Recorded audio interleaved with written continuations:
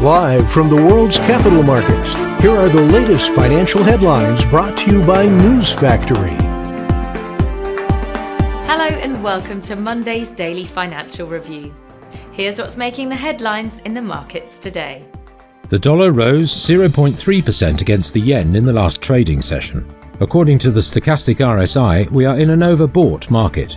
The Bitcoin dollar pair dove 1.1% in the last session. The Williams indicator indicates an oversold market.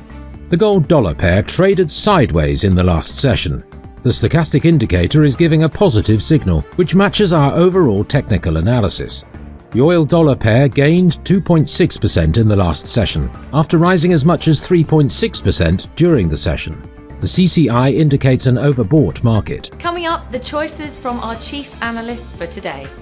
The Navy said it has made several arrests and seized more than $700,000 worth of illegally refined products in the nation's oil-producing areas as part of its Operation DDB.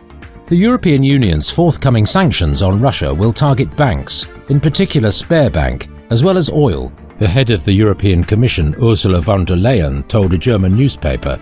The US dollar rose to a two-decade peak against the yen and kept close to a two-year high to the euro, as more hawkish comments from US Federal Reserve officials reinforced expectations for faster US policy tightening. Those were today's major economic events. And now, moving on to world financial headlines.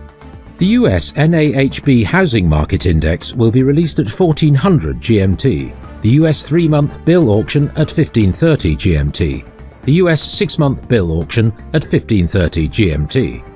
Finland's unemployment rate will be released at 0500 hours GMT, China's gross domestic product at 0200 GMT, China's retail sales at 0200 GMT. We hope that you've enjoyed Monday's financial review.